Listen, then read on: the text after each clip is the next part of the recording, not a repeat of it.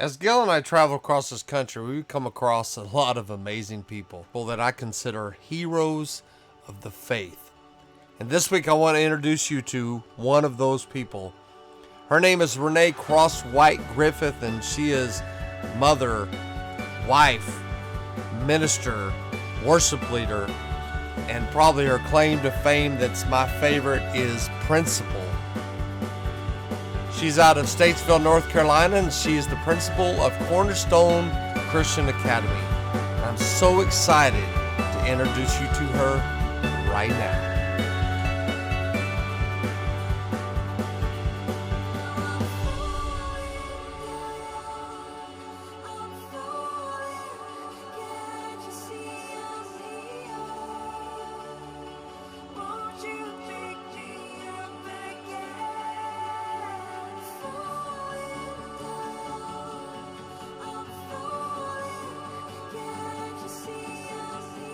STAR stands for Strategies, Tutoring, Assistance, and Remediation. And this whole wing is for our children who have learning challenges that they need additional support. And so this is our little star room. We have our big star room, and come see our little star room. It's precious. Good morning. Hey. Good morning. How are you doing? I know. You like that swing? So we find a place for every child at Cornerstone. How we doing? They got this cool loft over here. Miss Renee! Hey, Daisy! Come here, Daisy. You get your work done. How are you this morning? Good. Oh, I'm proud of you. All right. Even though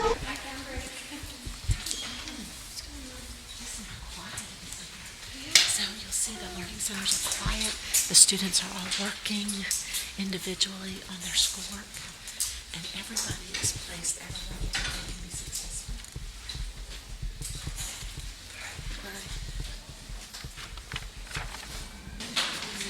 You'll see teachers helping individually.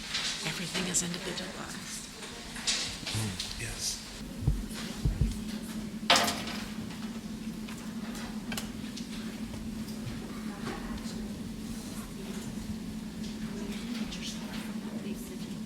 He's missing a star. He's got 3 tests in social studies. okay.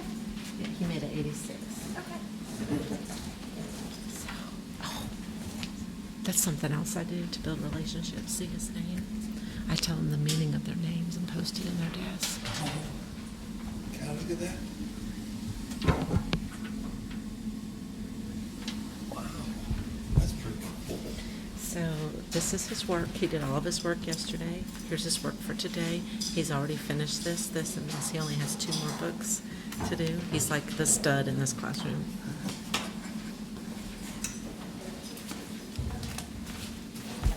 And money for their behavior. He's loaded. Oh, yeah. Well, what do you do with that? He can spend it on extra breaks. He can spend it on a free 100 for a test. He can spend it on, what else?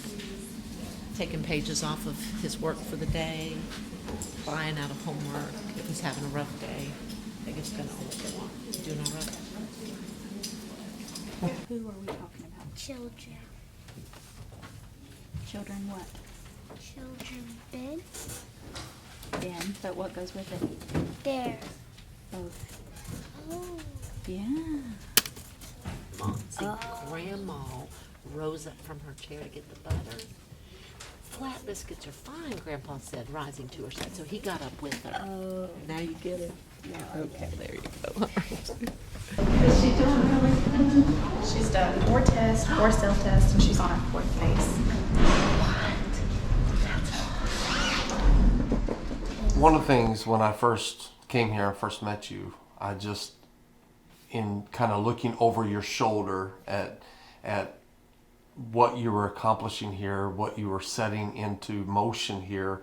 So even to the degree of what system you use, as I just kind of watched it, I found myself tearing up a lot. And part of the reason is because I could see how much it would have benefited me. So let's, as I've walked with you through the school, I've met a lot of little Johnnies. Yeah. And We have a lot of them here. right. And not to make it all about me, but I think one of the things that I was so interested in, and I would just like you to talk about is the way you individualize each student and each life. You know, it's not just the student mindset. You're not just trying to teach them curriculum. You are implanting into them life effective strategies, really. Well, and when you go in a learning center, we don't call our classrooms, they're learning centers because learning is taking place. A classroom, knowledge can be given, but that doesn't necessarily mean it's received. So we have learning centers. So when you go in a learning center, you will see every single teacher working individually with every single child. Wow. We don't present a lesson to the group. We present the concept to the student because everybody learns in a different way. And so the children stay with one teacher, sometimes for 2 years, because you need to build a relationship. You have to form a relationship. Trust. And that's one thing of the 5 is to build a relationship. And in order to build a relationship, it takes time. In a traditional model, you may be with a teacher in a 90-minute block, and then you transition to somebody else, and you may only be with them one semester. You can't build a relationship that way. We build relationships with you while we're on the playground, supervising your break, while we eat lunch with you, while we work through hard concepts, while we correct you, while we help you clean up your desk, while we do fun things. That's how we build relationships. And so when you go in a learning center, that is what you'll see. You'll see a teacher engaged with a student, and the other students are waiting. They're working on something they can work on, so they're learning patience. But one of the 5 ways that you really have to have the heart of teaching is you have to build relationships, and that is an intentional. Here they come for break. You might hear them in the background. Love it. That is, building relationships is intentional, and it does not happen by accident. Right. The teacher has to be intentional about building a relationship with every single student. You know, the other thing I really try to impart to our staff is to see the unseen. To see the unseen potential in the child, to see the unseen opportunities. The Bible tells us that faith is the evidence of things not seen. Like you have to see it into existence. And so I really try to drill into our staff that they have to see the unseen in the child, their unseen potential, and then those moments. It's like when you drive the same route every day to wherever you go, the market, to church, to your job, and all of a sudden out of the corner of your eye, you see something that you've never seen before. It's always been there, but you never saw it. And all of a sudden you see it and you think, when was that there? And your husband says, honey, that's been there for 5 years. Well, I've never seen that barn. Well, the barn's been there. It's because for some reason you weren't aware of something that was there. And so it's the same concept of the teacher needs to be aware of what's there that the student can't see. The teacher must see the unseen. Well, about 25 years ago, I ran across a story. I don't know who wrote it, but I've used it. But it's about the animal school and how these animals were brought to school and they were put in different classes. So the eagle was put in swimming class and he just failed. But he soared in his flying class. But because he was better than all the students in flying class, but he was terrible at swimming, they took him out of flying class and made him spend more time swimming. And his wings got tired, and so he never lived up to his potential. And then it's just On and these on. wonderful analogies with these 4 animals. You know, the squirrel was great at climbing trees, but terrible at flying. And, so sometimes we do that. When we group children together, we miss those. We don't see the You unseen don't see in the the child. unseen. Yeah. That's beautiful. And so that's Yeah. that's one of the 5 keys. And then another point that I think teachers need to do, and actually anybody who's going to have influence on anybody, the teacher has to remove the obstacle that is in front of the child. And the obstacle will look different for different children. Some children, the obstacle is academic. And for other children, the obstacle is self-esteem. And for other children, the obstacle could be family circumstances, Home life, just whatever. But you have to remove the obstacles. Too many people expect the child to overcome the obstacle. So they push them to overcome this obstacle. Actually, you need to remove it and clear the path for the child. Wow. So removing obstacles in front of the child. And teachers get frustrated because the child's bumping up against this obstacle. Well, first of all, they don't know how to remove it. Right. Like if you don't know how to add, you have to remove the barrier so that you can learn to add, whatever it is. So, but that requires you to see the unseen. I mean, Right. they all go together. You have to see what the Yeah, what obstacle that is. barrier And a is. lot of times, Yeah. if you're not looking, you won't see it. But you have to look for it. It's all about being intentional. None of this happens by accident. Yeah, right. And so, like, if a child is in poverty, then you have to remove that obstacle. That doesn't mean you take them out of their situation, but it means whatever the poverty causes in the classroom, you remove it. So I've got a student who needed chapel shoes. They couldn't afford chapel shoes, so I bought the chapel shoes. I mean, what's it matter? Right. If she's getting in trouble every day for not having her chapel shoes on, then by golly, fix Let's it. get some- Just get her the chapel shoes. Remove the obstacle. So I went and got her chapel shoes. I said, hey, these are for you. Put them in your locker. Put them on Wednesdays. And when you go home, put your other shoes back on. It's fine. Here's your chapel shoes. The obstacle was removed. But you have to remove it. It cost me $75, but who cares? Another example is, I have a kid who hasn't made honor roll in a long time. This is his first year at Cornerstone. I want him to taste that success. And it's report card time, and he's one test grade away. But I watched him and realized that this material is more difficult, probably the toughest academic material he's come up to at this point. And I gave him a test and he bombed it. And so that is going to keep him from making honor roll. And he's this close. I had to remove that obstacle. So we spent extra time studying. We did all these things. I regave him the test, and it literally came down to one question that he could not get. And so what I did as the teacher in that classroom is I removed the obstacle. I just said, hey, you get one phone a friend. Is there somebody in the room that you think could help you? And so by removing that obstacle, I let him get help on that one question. And he's probably not going to remember that Bible verse 20 years from now. He might. But what he will remember is the time he was successful and he made honor roll. Yeah. And somebody helped him. And that success will build. He'll be able to build on success. What happens is when a child has a failure as their foundation, then they're always building on a foundation of failure. And we have to change that to where there's a success. And the teacher has to, and that's another point, is facilitate success. You have to figure out a way that you make the child successful, because they don't know how to be successful on their own. So you force them to be successful. You set it up so that when they have a win, they have another win. It's biblical. David, when he went to kill Goliath, said, I killed a bear, I killed a lion, this is no problem. He had a success and another success. But what happens oftentimes in education, especially with boys, is they have a failure in the classroom. And then nobody fixes that foundation. And so then they continue to build upon a foundation that is weak. And the higher you go, the foundation can't support it. So at some point it crumbles. So the teacher you have to facilitate success.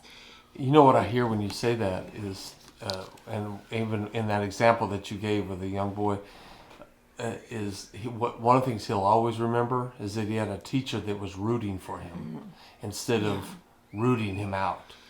Yeah. And so teachers sometimes think if I present the material, they can study and be successful. No, you have to create success. You have to create it. And then once they get a taste of it and they're able to do it, then they want it for themselves and they'll start working towards you. But the teacher has to see the unseen. You have to remove the obstacles. You have to facilitate the success. You have to build relationships. And then the last point that I feel like the Lord gave me, these 5 points, is actually in the presentation of the material. And I realized as I was teaching, and I've been a principal for 30 years, but for 26 years, I did a dual role. I led a classroom and ran the school. So I've been in the classroom for 26 years. and actually stepped back into the classroom this year for a little while. But you have to make a connection point. Now that sort of sounds like building a relationship, but it's different. What I discovered this year, I always knew this, but the Lord just opened my eyes to what I was doing, is when I'm presenting a piece of material here, I go back to find out the point they know, and then I move to the point they don't know. So I go back. So we in the South, we do this with directions. If you go to the Midwest and you ask somebody how to get somewhere, they'll say, go on I-5 West till you hit 10 and go east. Because like in Iowa, every road is in a straight line. East, west, north, and south is easy. All right, North Carolina, not so much. Do you know how we give directions in the South? We say, do you know where Walmart is? And they'll say, yeah. You say, go to Walmart. So you found the connecting point. And then you say, okay, at Walmart, going up to the Shell station. Oh, I know where that is. Turn right at the Shell station. Road names don't matter in the South. I found that's what you have to do in the classroom. So when I'm presenting positive and negative numbers, I say to a child, do you know how to read a thermometer? And if they say yes, then I can say, okay, you know how when the temperature falls below 0? That's a -2. That's what we're doing with numbers. We're moving on a number line with a thermometer. But if they don't understand a thermometer, I say, have you ever borrowed any money from your mama? You have to pay her back, right? What happens if you borrow $2 from your mama and then you earn $5? How much money do you have left over? Well, I got $3 left over. How did they know that? They knew that I owed my mama 2. I was in the hole. But I earned 5, now I'm at +3. They just learned positive and negative numbers because I went back to something they knew and then brought the concept forward. And so you have to go back and find the point that they know. Now, scientists do this all the time. If you look at a periodical table of elements, I'm getting ready to teach something, John. Okay, come on. If you go to a periodical table of elements, the elements go across like this, and they go in sections of 8. From this one to this one, there's 8, okay? The last column here are the noble gases. They're the most stable. But there are so many elements that if you go through all of them, you're going to end up down here at like 101. If I had to tell you how to get to the element 101, I'd have to go from 1, 2, 3, all the way to 101. What scientists did is they say, go back to the noble gas that's right before it, which is only 8 away.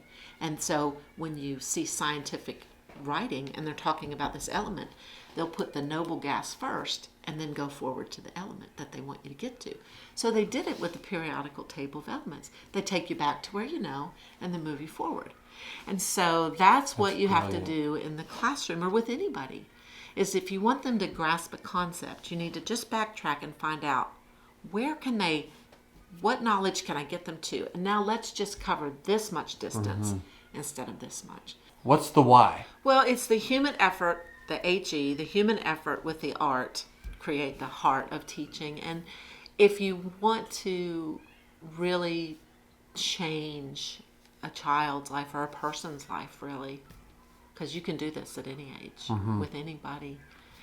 Somebody did it with my dad when he was 21. Yep. Taught him how to read. It was my mama because she loved him. See, and saw that's in him what I was trying to get to, is the heart, the why is love. It's an act of love. It's actively loving your neighbor, and part of loving your neighbor is loving their children and wanting the best for them, and your heart comes out when what you're doing is it's just a systematic plan of how to love kids.